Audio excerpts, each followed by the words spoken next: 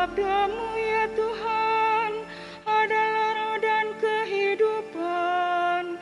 Padamulah sabda kehidupan kekal.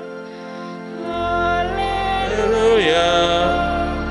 Haleluya.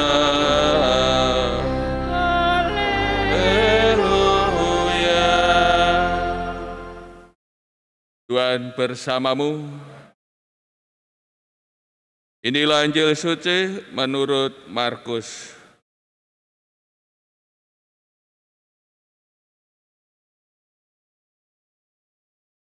Pada suatu hari, Yesus bersama murid-muridnya pergi ke kampung-kampung di sekitar Kaisaria Filipi.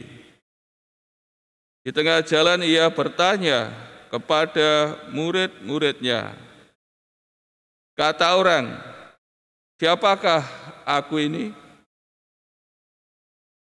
Para murid menjawab, ada yang mengatakan Yohanes Pembaptis, ada juga yang mengatakan Elia, ada pula yang mengatakan seorang dari para nabi. Yesus bertanya lagi kepada mereka, tetapi menurut kamu, siapakah aku ini? Maka Petrus menjawab, engkaulah Mesias. Dan Yesus melarang mereka dengan keras supaya jangan memberitahukan kepada siapapun tentang Dia. Kemudian mulailah Yesus mengajarkan kepada mereka bahwa Anak Manusia harus menanggung banyak penderitaan. Ia akan ditolak oleh para tua-tua, imam-imam kepala, dan ahli-ahli Taurat, lalu dibunuh dan bangkit sesudah 3 hari.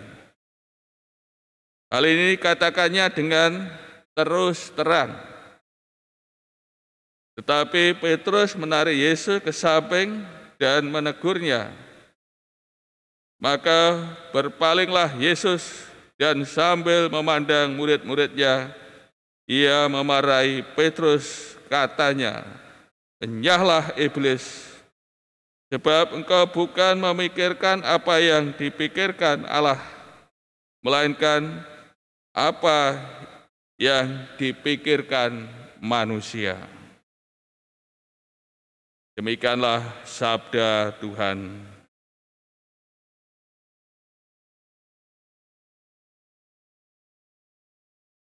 Saudara-saudari yang terkasih,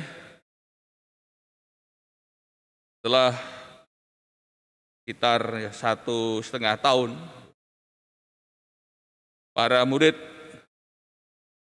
mengikuti Tuhan Yesus, menyertai kemana saja Tuhan pergi.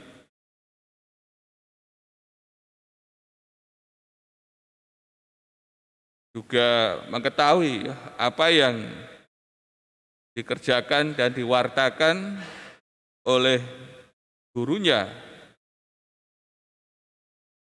Maka di tempat yang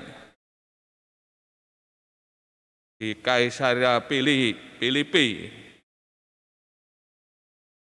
ini Kaisar Julius, Kaisar Romawi, menyatakan diri sebagai dewa. Maka di tempat ini Tuhan Yesus bertanya kepada para muridnya. Pertama, menurut pandangan orang, siapa dirinya, Dan tadi para murid memberi jawaban, Yohanes Pembaptis, Elia, atau seorang dari para nabi. Ini pandangan orang mengenai Yesus. Dan tentu identitas Yesus masih tersembunyi bagi orang banyak. Bahkan dimengerti secara keliru oleh para pemimpin Yahudi. Ia bersahabat dengan orang berdosa, bahkan ia dituduh bekerja sama dengan Beelzebul, penghulu setan. Setelah sekitar 1,5 tahun para murid menyertai dia, maka secara pribadi Tuhan Yesus bertanya kepada mereka tentang dirinya. Tapi menurut kamu, siapakah aku ini?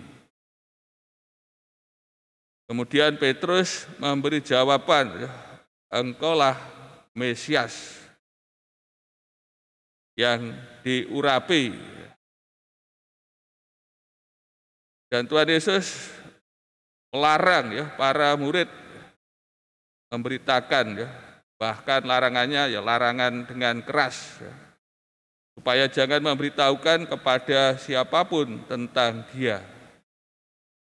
Ini akan kita mengerti pada bagian selanjutnya tentang Mesias. Tentu pemahaman para murid mengenai Mesias, memang Yesus sebagai Mesias, namun Mesias yang bagaimana? Pandangan para murid tentu bagaimana pandangan orang-orang Yahudi pada umumnya, atau pandangan Mesias secara tradisional, Mesias yang jaya yang akan membalikan kekuasaan Daud, kemasyhuran Daud, akan membebaskan mereka dari penindasan dari penjajah Roma. Maka di sini Tuhan Yesus melarang, karena pemahaman mereka tentang Mesias belum utuh, belum sempurna. Lalu Tuhan Yesus memberitahukan dirinya dengan menggunakan gelar anak manusia. Tentu bertitik tolak dari pemahaman anak manusia dalam Daniel. Kalau dalam Daniel itu kan Mesias dalam kemuliaan, Mesias yang mulia dan menerima kuasa. Namun di sini sangat berbeda sekali kemesiasan Tuhan Yesus. Anak manusia harus menanggung banyak penderitaan yang akan ditolak oleh para tua-tua, imam-imam kepala dan ahli Taurat, lalu dibunuh dan bangkit sesudah 3 hari. Dan hal ini dikatakan oleh Tuhan Yesus dengan terus terang. Mesias yang menderita dan wafat tentu tidak ada dalam paham Yahudi. Saudara dikasih, mendengar pernyataan Tuhan Yesus mengenai dirinya demikian ini Petrus menarik Yesus ke samping dan menegurnya. Maka berpalinglah Yesus dan sambil memandang murid-muridnya, ia memarahi Petrus dan bersabda, enyahlah iblis. Sebab engkau bukan memikirkan apa yang dipikirkan Allah, melainkan apa yang dipikirkan manusia.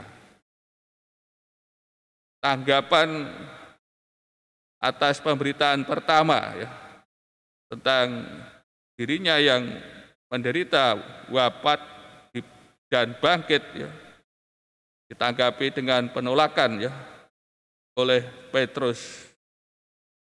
Dan Tuhan Yesus ya menegurnya dengan keras.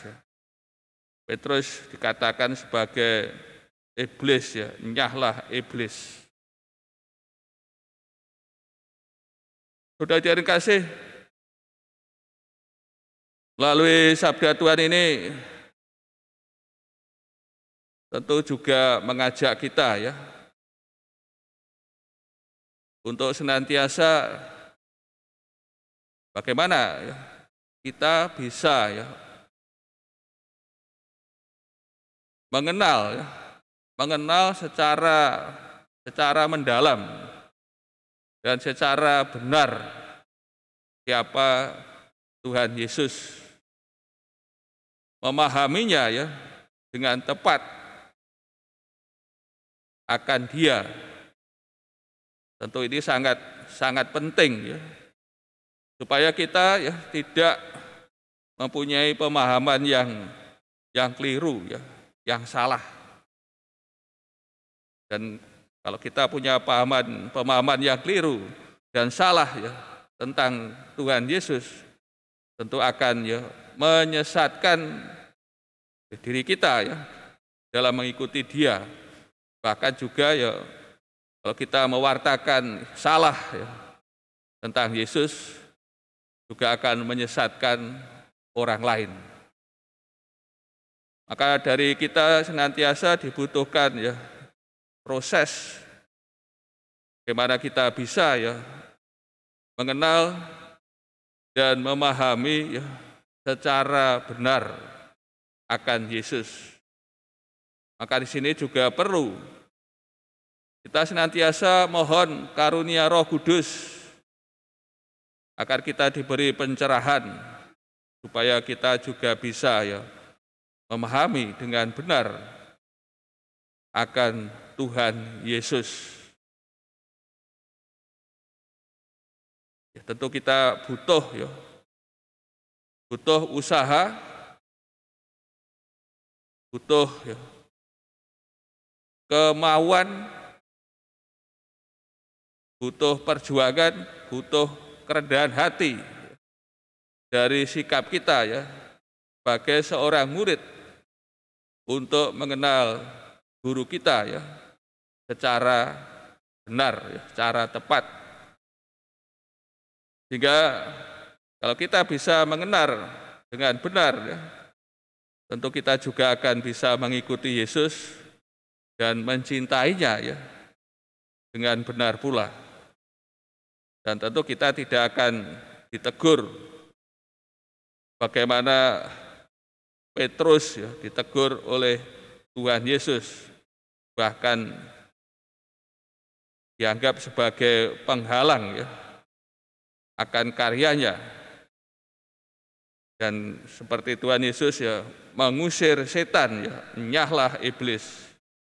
Sebab engkau bukan memikirkan apa yang dipikirkan Allah, melainkan apa yang dipikirkan manusia. Itu marilah para saudara kasih ya, kita senantiasa sebagai murid berjuang dengan sungguh-sungguh agar kita bisa ya mengenal secara mendalam, secara benar, dan akhirnya kita bisa ya memahami siapa Tuhan kita ya, Juru Selamat kita. Akhirnya kita bisa ya mengikutinya, mencintainya dengan sungguh-sungguh.